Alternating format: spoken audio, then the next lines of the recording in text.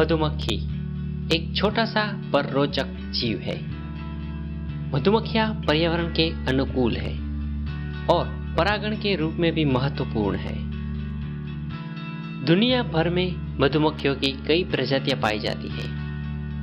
मक्खियों की करीब 20,000 प्रजातियों में से शहद इकट्ठा करने वाली सिर्फ 7 मधुमक्खियों को रिकॉग्नाइज किया गया है और 44 उप प्रजातियां हैं। रशिया और कनाडा का उत्तरी भाग एवं ग्रीनलैंड और एंटार्कटिका के बर्फीले इलाके को छोड़कर मधुमक्खियां दुनिया के हर हिस्सों में पाई जाती हैं। मधुमक्खी एक कीट वर्ग का प्राणी है।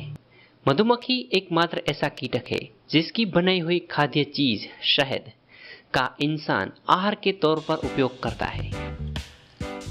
शहद एक ऐसा खाद्य है जिसमें सभी प्रकार के एंजाइम, विटामिन, खनिज पाए जाते हैं जो जीवन को बनाए रखने के लिए आवश्यक है।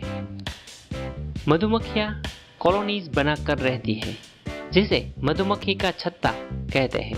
इसका छत्ता छोटा और डालियों पर लटकता हुआ दिखाई पड़ता है। कई बार पुराने मकानों की छतों पर भी नीचे की ओर यह छत्ता लटकता हुआ देखा जा सकता है। इससे एक बार में 250 ग्राम से लेकर 500 ग्राम तक शहद प्राप्त हो सकता है। भारतीय ग्रामीणों में देखे जाने वाली भारतीय मौन मधुमक्खी के छत्ते में एक बार में 1 से 2 किलो तक शहद मिल सकता है और ये मधुमक्खी की प्रजाति पास में ही ऐसे 7 तक छत्ते बना डालती है।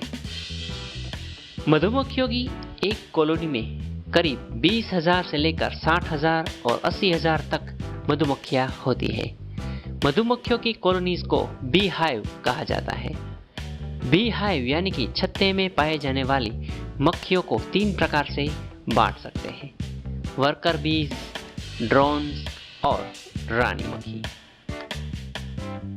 वर्कर मक्खियां फीमेल्स होती है। ये मादा मक्खियां ही छत्ते का सारा काम करती है। मोम बनाती है, मोम से वो अपना छत्ता बनाती है, बच्चों की देखभाल करती है, छत्ते को साफ सुथरा रखती है और शहद इकट्ठा करती है। ये वर्कर मक्खी की उम्र 40 या 42 दिनों तक की होती है। एक मधुमक्खी अपने 40 दिनों के जीवन काल में ज्यादा से ज्यादा 12 टेबल स्पून तक शहद इकट्ठा कर लेती है। एक बूंद शहद इकट्ठा करने के लिए कई फूलों पर जाती है, फिर छत्ते पे जाती है। ऐसे कई चक्कर वो लगाती रहती है। दूसरी ड्रोन, जो कि नर मक्खियां होती है, जिसका काम रानी मक्खी के साथ सहवास करना होता है। ड्रोन अपने छत्ते की रानी के साथ कभी सहवास नहीं करते, पर वो आसपास के छत्ते की रानियों को ढूंढते हैं। कई उड़ती मक्खियों में से एक रानी को पहचानना होता है। इस काबिलियत के लिए उसको बड़ी आंखें होती है।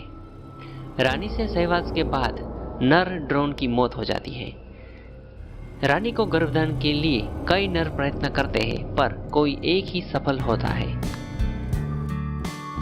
और तीसरी होती है क्वीन, जिसकी उम्र 5 साल तक होती है। यही वास्तव में पूर्ण विकसित मादा होती है। पूरे मौन वंश में अंडे देने का काम अकेली रानी मधुमक्खी ही करती है। यह आकार में अन्य मक्खियों से बड़ी और चमकीली होती है, जिससे इसे झुंड में आसानी से पहचाना जा सकता है। एक छत्ते में एक ही प्रमुख रानी मक्खी होती है, जिसका काम अंडा देना होता है। गर्मी की सीजन में रानी मधुमक्खी बहुत व्यस्त होती है और वो इन महीनों में हर रोज के करीब 2,500 तक अंडे देती है। उड़ने के हिसाब से मधुमक्खी के पास एक बढ़िया मैकेनिज्म है। ये मधुमक्खी अपनी पतली पंखों को 1 सेकंड में 200 बार फड़फड़ाती है, जिससे उसके भारी शरीर को उड़ान मिलती है। मधुमक्खी 25 किलोमीटर प्रति घंटे की रफ्तार से उड़ सकती है। सर्दियों की सीजन में मधुमक्खियां उड़ना बंद कर देती है। जब तापमान 10 डिग्री हो जाता है तब रानी के इर्द गिर्द मक्खियां इकट्ठा होकर कंपन पैदा करती है, जिससे छत्ते के अंदर बीच का तापमान 27 डिग्री सेल्सियस तक पहुंच जाता है। छोर वाली मधुमक्खियां अपनी जगह बदलती रहती है और अंदर आती जाती रहती है, जिससे सबको एक समान गर्मी मिलती रहे। इन दिनों में मधुमक्खियों को स्टोर किए हुए शहद की सख्त जरूरत होती है। इसे खाकर वो एनर्जी प्राप्त करती है। गर्मियों की सीजन में पंखों को फड़फड़ाते हुए हवा फेंकती है और छत्ते को ठंडा रखती है। मधुमक्खियां सर्दियों के लिए शहद इकट्ठा करती है। वो अपने जरूरत से 2-3 गुना शहद इकट्ठा कर लेती है, जिससे थोड़ा शहद इंसानों के भी काम में आ जाता है। इसीलिए मधुमक्खी पालकों के द्वारा उत्पादित किया हुआ शहद ही खाना चाहिए। वन में मधुमक्खियों द्वारा जमा किया हुआ शहद अगर कोई चुरा लेता है तो वो सर्दियों की सीजन में मधुमक्खियों को मार देता है, यहाँ तक कि उसका पूरा छत्ता भी तबाह हो जाता है। नर मक्खी की संख्या साल भर में बदलती रहती है। प्रजनन काल में नरों की संख्या एक कॉलोनी में 300 तक पहुंच जाती है, जबकि ठंडियों की सीजन में ये संख्या 0 तक पहुंच जाती है। मधुमक्खियां अच्छी डांसर भी होती है।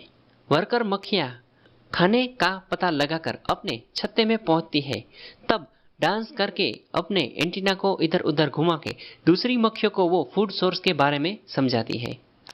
अगर रानी मक्खी मर जाती है तो वर्कर मक्खियां रॉयल जेली नामक एक स्पेशल खाद्य को एक सिलेक्टेड लार्वा को खिलाते हैं, जिससे वो लार्वा फर्टाइल रानी मक्खी के तौर पर डेवलप होने लगता है और आगे चल के वो रानी मक्खी बन जाता है। मधुमक्खी के पास 170 ओडोरेंट रिसेप्टर्स होते हैं। इस प्रकार उसकी सूंघने की क्षमता भी बहुत अच्छी होती है। कमनसीबी से पिछले 10-15 सालों से मधुमक्खियों की कॉलोनियां कम हो रही है। ये एक बड़े दुख की बात है। पता नहीं क्यों, पर किसी अज्ञात कारणों से मधुमक्खियों की कॉलोनियां बड़ी तेजी से रहस्यमय तरीके से गायब हो रही है। लाखों की तादाद में मधुमक्खियां अपने छत्ते को छोड़कर जा रही हैं, कभी नहीं लौटने के लिए।